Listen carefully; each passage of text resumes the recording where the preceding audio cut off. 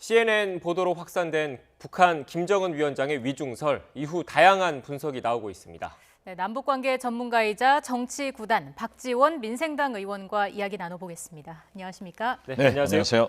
오랜만입니다. 오랜만이네요. 예. YTN에 오랜만에 나오셨는데 총선 후에 이제 일주일이 지났습니다. 어떻게 지내셨나요? 뭐 낙선 가서가 뭐 하겠어요. 그냥 자고 놀고 하지. 또 많은 과거도 돌아보면서 네. 앞으로 그래도 이 박지원이가 국가를 위해서 특히 진보 정권 재창출을 위해서 할 일이 있지 않느냐. 그 세기를 찾고 있습니다. 그래도 이제 민생당의 상대적인 지지율에 비해서 목포에서 이제 개인 박지원의 지지율은 꽤 높았거든요. 근데 뭐 민생당의 성적이 전반적으로 좀 좋지 않았습니다. 그래서 충격도 좀 있으셨을 것 같은데 어떻습니까? 뭐 민생당은 우리가 잘못했기 때문에 완전히 망한 거죠. 네. 망해야 되고. 그런데 뭐 선거에 한 표 차이라도 당선되면은 이긴 거고 네. 또 졌으면 저러는 졌기 때문에 네. 유감도 없고 네. 그냥 충분히 이해를 하고 거듭 말씀드리지만 자고 깨고 했습니다. 네.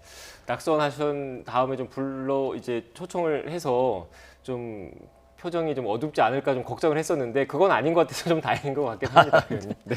제 나이가 얼마입니까? 네. 산전수전 다 겪었는데 예. 받아들일 것은 깨끗하게 받아들이는 게 좋다. 네. 저는 그리고 이렇게 방송 출연도 세도하고 또 개편되면은 뭐 정신없네요. 고정 출연해달라고 이런 것도 하는 거죠 뭐. 알겠습니다. 알겠습니다. 이제 본격적으로 그 북한 관련된 얘기를 좀 여쭤보도록 하겠습니다. 대표적인 이제 대북 통이시니까 좀 질문을 좀 드릴 텐데 이제 앞서 잠깐 말씀을 좀 드렸지만 김정은 북한 국무위원장의 건강 이상설이 이제 미국 CNN 방송 보도를 통해서 좀 촉발이 된 측면이 좀 있습니다. 계속 뭐 우리 정부 같은 경우에는 특이 동향은 없다라고 이제 언급을 하고 있는데 어떻게 좀 관련된 내용 들으신 게 좀 있으십니까? 뭐 저도 여러 곳을 통해서 알아보고 했지만은 네. 데일리 NK 거기에서 보도돼 가지고 CNN 그리고 MBC가 계속 보도하고 있기 때문에 네. 네. 특히 미국 정부와 우리 정부의 발표 내용이 좀 뉘앙스가 많이 다릅잖아요. 네. 그리고 태양절 그 중요한 행사에 왜 김정은 위원장이 불참했느냐 예. 이것도 있습니다. 사실 이 김정일 위원장도 태양절은 2000년, 2002년, 2008년 이렇게 세 차례 불참한 적이 있어요. 네네. 그렇지만 김정일 위원장은 다 참석했단 말이에요. 어떻게 됐든 저는 우리 정부의 발표를 믿습니다. 예. 왜냐하면은 만약 이상이 있다고 하면은 우리 정부가 가지고 있는 정보가 확실하기 때문에 네. 청와대에서 발표를 한 거예요. 이러한 내용이 이상이 있다고 하면은 지금 현재 문제가 없다 하는 내용을 통일부나 네. 또는 민주당에서 또는 국정원에서 이렇게 발표를 할 건데 만약 확실한 그러한 정보가 아니면은 청와대에서 대통령이 책임질 일을 했겠느냐. 네. 그리고 CNN, MBC 보도도 뉘앙스가 다르기 때문에 네. 저는 우리 정부 발표가 옳다. 그렇게 믿고 있습니다. 예. 네. 이번 CNN 보도와 관련해서 그 정세현 민주평통 수석부의장은 이런 말을 했습니다. 문재인 대통령의 대북 행보를 막으려는 계산이 깔린 것으로 보인다. 라는 얘기에 대해서는 어떻게 보시는지요? 아주 잘 말씀했대요. 네. 사실 저도 맨 처음 CNN 보도를 보고 우리 정부의 첫 반응을 보고 아 이건 볼턴 2가 나왔구나. 네. 코스염 볼턴이 있잖아요. 그런 강경한 보수들이 가짜 뉴스를 많이 만들어내요. 네. 그렇기 때문에 그 볼턴 2가 나와서 이러한 장난을 하고 있지 않는가. 네. 저는 그 정도로 생각을 했습니다. 네. 그리고 어떻게 됐든 김정은 위원장이 건강하고 이상이 없어야 북미 관계가 좋아지고 남북 관계가 좋아지고 한반도 평화, 비핵화의 길로 가는 거예요. 네. 문재인 대통령이 김정은 위원장을 세 차례 만났고 트럼프 대통령과의 북미 정상회담도 2차례 했습니다. 네. 네. 만약 불행한 일이 있으면 좋겠어요? 그래서 저는 이 김정은 위원장을 제가 2번 만나서 얘기도 해보고 걷기도 해봤는데 가족 병력 체중, 음주, 흡연, 스트레스, 아무튼 건강에 나쁠 일은 다 하고 있는 거예요. 네. 그래서 제가 김정일 위원장을 만났을 때도 제가 수차례 만났잖아요. 네. 술도 많이 마셨어요. 그분에게도 건강 문제가 있다. 네. 그런데 김정은 위원장도 저하고 좀 얘기를 해보고 좀 걸으니까 호흡이 좀 안 좋더라고요. 네. 그래서 저는 자기 아버지 관계가 있기 때문에 네. 김정은 위원장 건강 유의하십시오. 네. 그렇게 말씀드린 적도 있는데 어떻게 됐든 이러한 모든 것을 보면은 가능성은 있다. 네. 그렇지만은 우리 정부의 말대로 지금 원산 달마에 있다는 거 아니에요. 네. 달마 지구는 관광지로 굉장히 개발을 해가지고 스키장 등 북한이 원산과 함께 굉장히 내세우는 자랑하는 것이에요. 그렇죠. 김정은 위원장이 치적으로 내세운 그렇죠. 것이죠. 또 네. 김정은 위원장이 아태 부위원장을 제가 금강산에서 만났을 때 그러더라고요. 원산 명사 심리를 네. 인파 심리로 만들어라. 그리고 달마 스키장 등 굉장히 좋은 호텔이 네. 별장을 가지고 있는 거예요. 네. 거기 있다고 하면은 청와대에서 그렇게 얘기를 했다고 하면은 자신이 있지 않으면은 만약의 경우 이건 대통령이 굉장히 책임져야 될 문제가 되는 거 아니에요. 네. 그래서 저는 괜찮다. 그리고 어떻게 됐든 김정은 위원장이 건강해야 거듭 말씀드리지만 예. 북미 관계, 남북 관계, 비핵화 이런 길로 갈 수 있다. 제가 김정일 위원장도 건강 이상설이 있을 때 네. 김정일 위원장이 건강하고 무병장수해야 한반도 평화가 온다 했다가 아무튼 보수 일베층한테 혼난 적이 있어요. 네. 그렇지만 소신껏 얘기해야죠. 지금 어떻게 보면 이제 북한 같은 경우에 워낙 폐쇄된 사이다 보니까 관련된 정보를 취득하기가 좀 쉽지 않지 않습니까? 근데 거기다가 이제 북한 어떻게 보면 최고 지도자의 건강은 극비 중에 극비라서 정보 파악하는 게 더 쉽지 않을 것 같다는 생각도 좀 드는데 이 그 북한 최고 지도자 그리고 북한 내부 사정과 관련된 오보가 그동안에도 꽤 있었죠. 많이 있었죠. 네. 뭐 지난번에 아까도 말씀드렸지만은 김정은 위원장이 나타나지 않으니까 최장 아마 41일까지 네. 안 나타났고 또 보십시오. 뭐 누가 죽었다, 어쨌다 이런 보도가 많이 나왔지만은 또 슬그머니 내놓고 세계 언론과 우리 한국 보도를 조롱하는 그런 태도도 있었는데 네. 저는 거듭 말씀드리지만은 그러한 여러 가지 가족 병력 등 여건으로 볼 때 네. 심근경색 등 가능성은 있다. 네. 그리고 왜 그 중요한 4월 15일 태양절에 백두혈통을 자랑하는 김정은 위원장이 안 나타났을까 하는 의심은 있어요. 예. 그렇지만은 제가 볼 때는 위독설은 아니다. 그렇게 봅니다. 네. 지금 그 남북 간의 한라인 소식통은 잘 이루어져 있습니까? 공개적으로 말씀하기는 좀 이상합니다만은 네. 제가 정부 당국자들과 얘기를 해보면은 예. 최소한의 기본적인 대화는 이루어지고 있다. 네. 이렇게 봅니다. 뭐 한라인이라는 게 뭐 국정원과 뭐 조평통도 있을 테고 뭐 군부 간에 뭐 이런 것도 있을 텐데 그 이루어지고 있다는 게 구체적으로 뭐 좀 언지 뭐 설명을 뭐 추정할 만한 거라도 설명을 좀 해주시죠. 글쎄요, 그것은 제가 뭐 자신 있게 말씀드릴 수는 없고 네. 그러한 고위 관계자들이 접촉은 하고 있느냐. 네. 그러니까 뭐 정보기관과 통전부 사이에 네. 상당한 교감은 있다 이렇게 말씀했는데요. 제가 김대중 정부에서 5년간 장관 청와대에 있었지 않습니까? 이때도 보면은 김정일 위원장의 이상한 보도가 많이 나와요. 네. 특히 서방 세계에서, 특히 미국에서 그 보수들이 막 가짜 뉴스를 낸단 말이에요. 그러면은 우리가 지금 현재도 휴민트는 제가 자신 있다 네. 이렇게는 말씀 못 드리겠어요.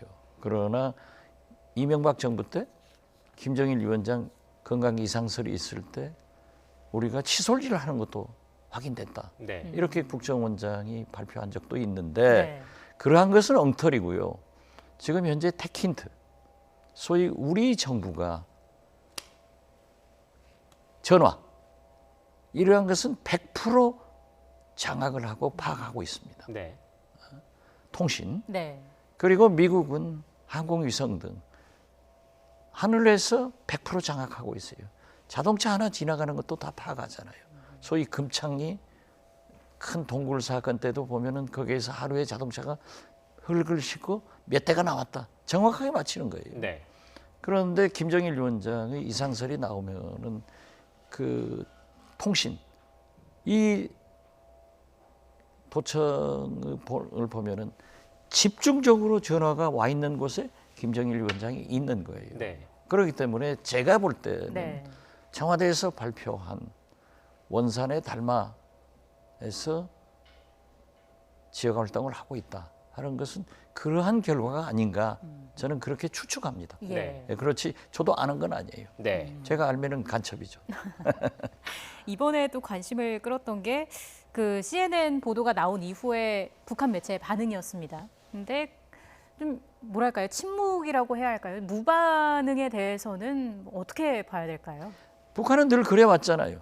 사회주의 국가는 공통점이 있습니다. 네. 오래된 얘기지만은 중국의 등석평 부주석이 완전히 실각돼 있다. 네. 난리가 났잖아요. 아무도 모르는 거예요. 예.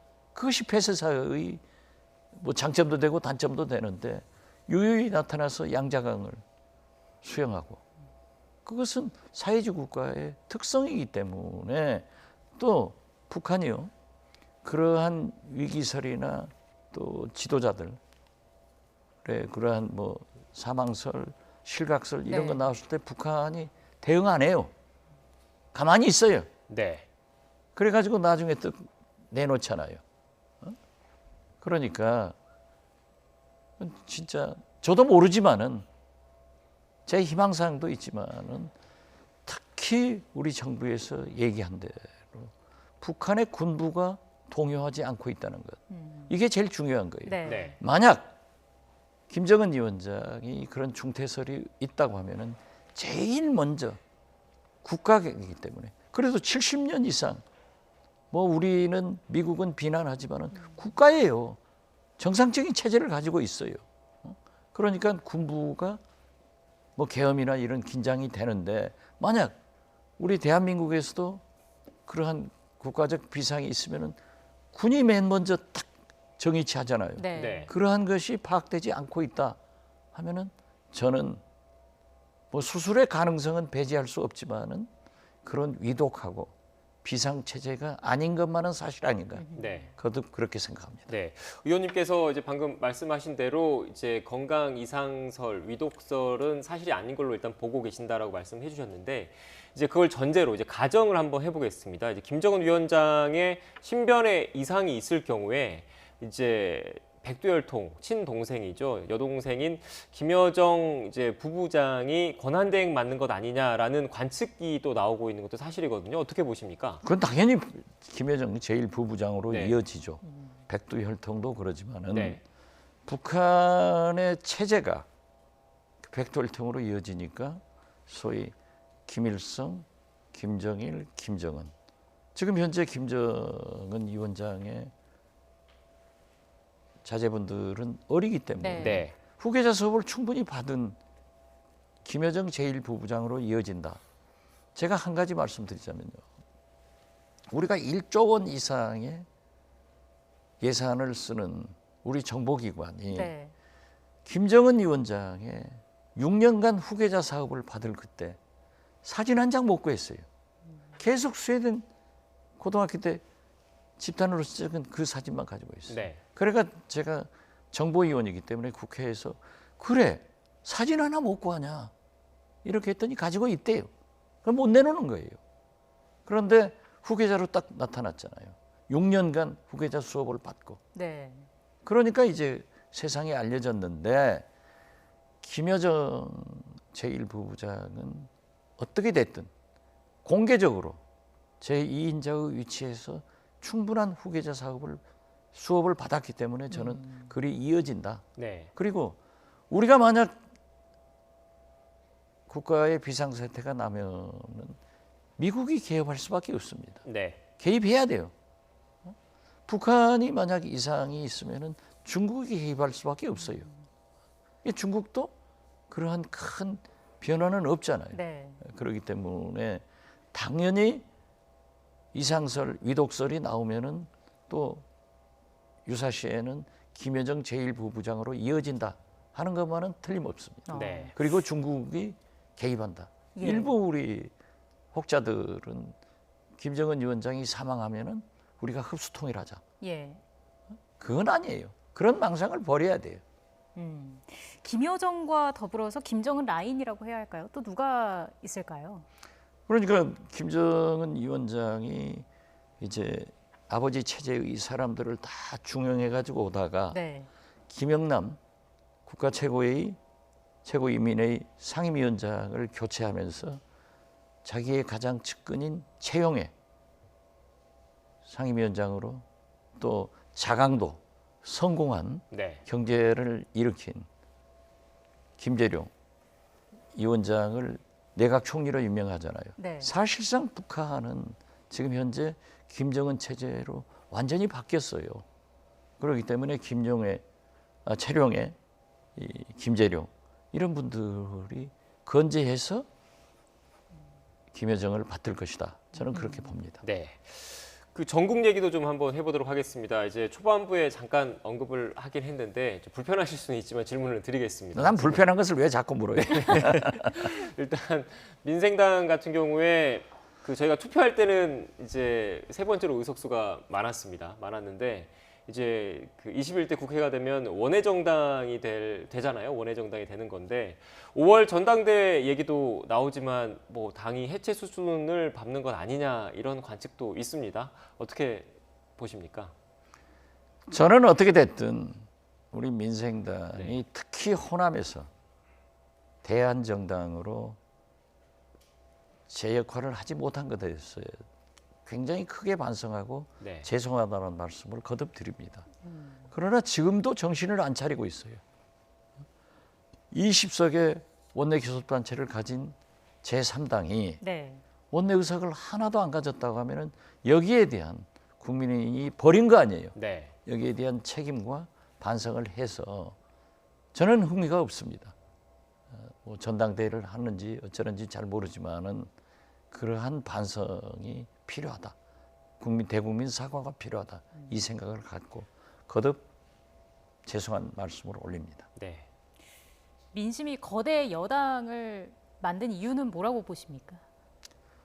미래통합당 황교안 대표가 원체 잘못했잖아요. 제가 여기 훈수정치 같이 나와서 늘 얘기했잖아요. 네. 황교안 대표가 처음에 당대표가 됐을 때 법조인이고 법무장관, 총리, 대통령 권한대행을 했으니까 새로운 모습을 보일 것이다. 그런데 황교안 대표가 뭐 했어요? 문재인 대통령 발목 잡고 광화문에 나가서 태극기부대하고 데모하고 선거 때 정책은 못 내고 계속 비난하면서 결정적 문제는 총선 승리를 통해서 문재인 대통령을 탄핵하겠다. 네. 이게 말이 되는 소리예요. 그러면서 국정농단을 일으켜서 탄핵된 박근혜 옹호하고 그쪽하고 같이 하려고 하고 그러니까 국민들이 이건 아니다. 우리가 특히 호남에서는 우리가 어떻게 만든 촛불혁명의 산물로 문재인 대통령이 탄생했는데 그래 탄핵? 그러니까 딱 뭉쳐버리더라고요. 네.